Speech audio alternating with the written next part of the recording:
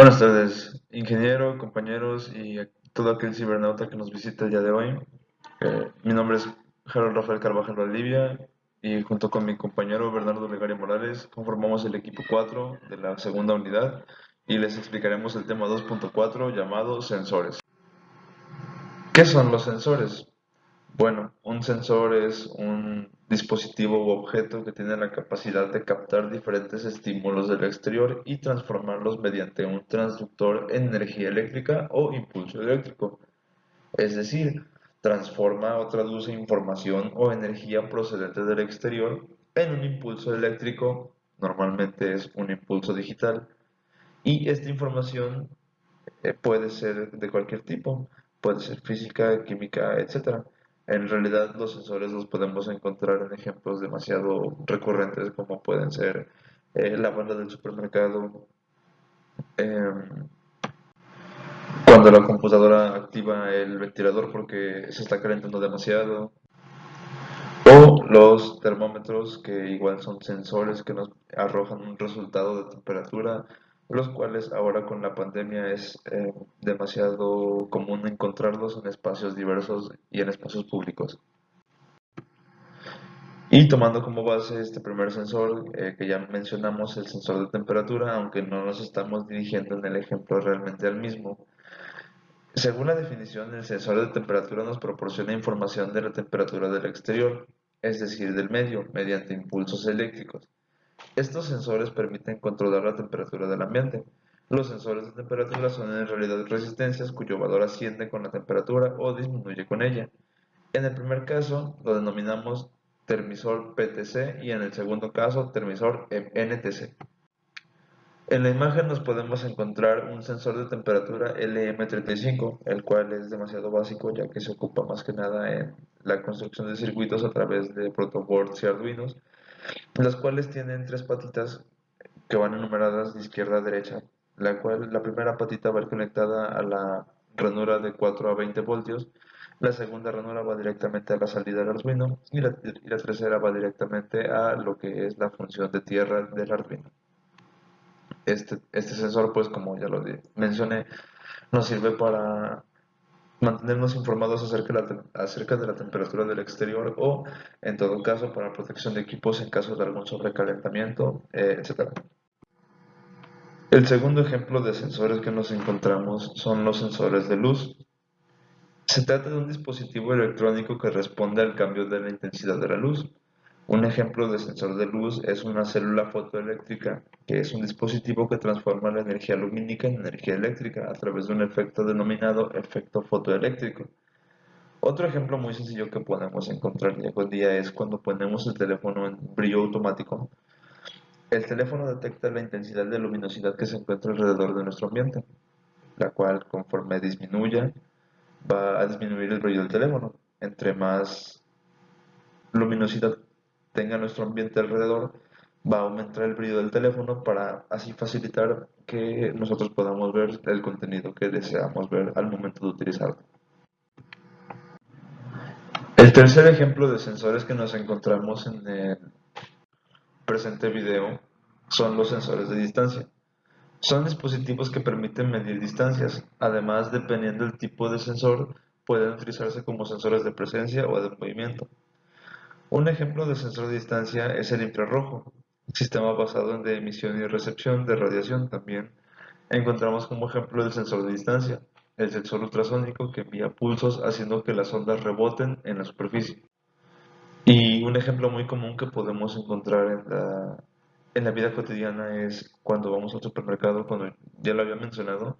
Este sensor funciona ya que en la banda transportadora, cuando vamos a pagar nuestros productos en caja, mantienen una distancia de, por ejemplo, 55 centímetros. En el momento en el que un objeto cruza esa distancia y ese estándar se rompe, es cuando la banda transportadora deja de funcionar y pues la persona que cobra puede tomar el objeto, pasarlo por el código, por el, por el escáner que codifica todos los precios y a la vez cuando lo quite y vuelva a obtener la distancia del infrarrojo, seguirá avanzando hasta que otro otro producto vuelva a romper esa distancia. Por eso mismo también aquí en la definición dice que puede ser tomado como sensor de presencia.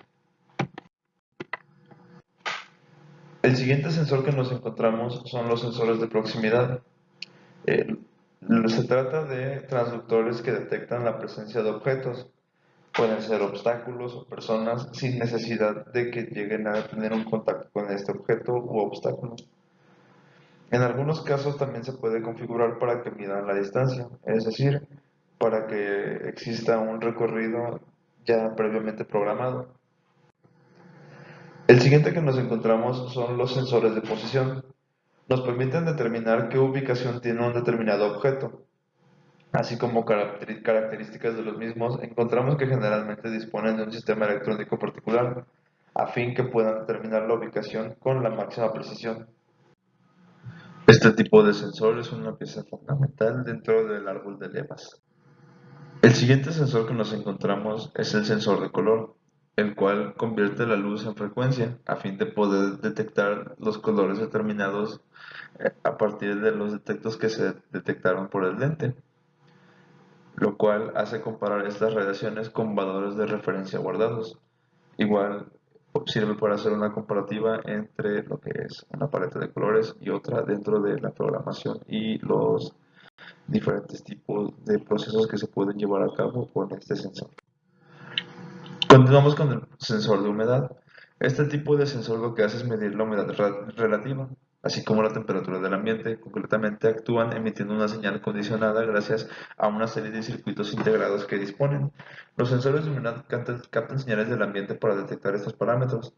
Además, el margen de error que tienen suele ser muy pequeño y este puede ser fácilmente detectado en los aparatos climatológicos o en los satélites climatológicos que miden la humedad de las nubes, pues ahora sí que en la superficie, y estos mismos nos pueden enviar la información de qué es lo que sucederá en el clima de todos los días.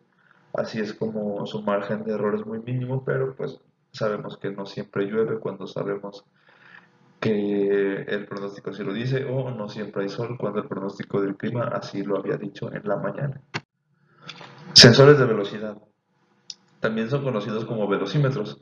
Estos sensores permiten detectar la velocidad de un objeto. Generalmente son vehículos.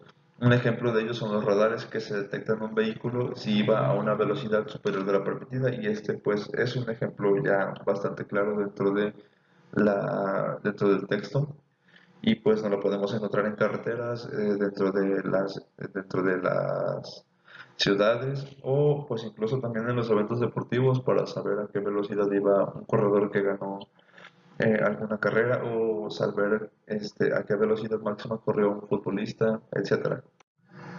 Sensores de sonido. Son los sensores de sonido los que se encargan de captar los sonidos del exterior a través de un micrófono o de un sistema de sonar. Las ondas de sonido reciben estos sensores que se propagan por el aire del medio y después son detectados por los sensores. Se utilizan normalmente para recibir estímulos del exterior en forma de órdenes, de forma remota. Continuamos con el sensor de contacto, que tiene la finalidad de detectar el recorrido de componentes mecánicos. Un ejemplo de ellos son las puertas que se abren de forma automática, que cuando ya están completamente abiertas, el motor que las acciona sabe que debe detenerse.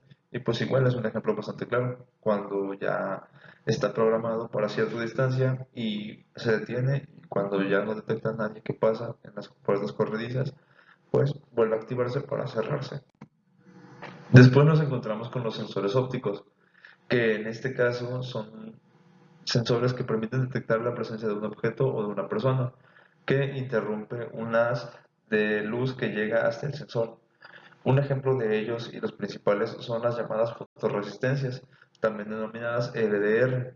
Las LDR se utilizan especialmente en robótica con el objetivo de regular el movimiento de los robots y detener su movimiento en el momento en el que estén a punto de tropezar con algún otro objeto. Y por último nos encontramos a los sensores magnéticos, los cuales actúan detectando los campos magnéticos que provocan las corrientes eléctricas o los imanes. Un ejemplo de estos sensores es el interruptor RID, que consiste en dos láminas metálicas introducidas en el interior de una cápsula. Dichas láminas están en presencia de de un campo magnético y se atraen entre ellas, es decir, cierran el circuito.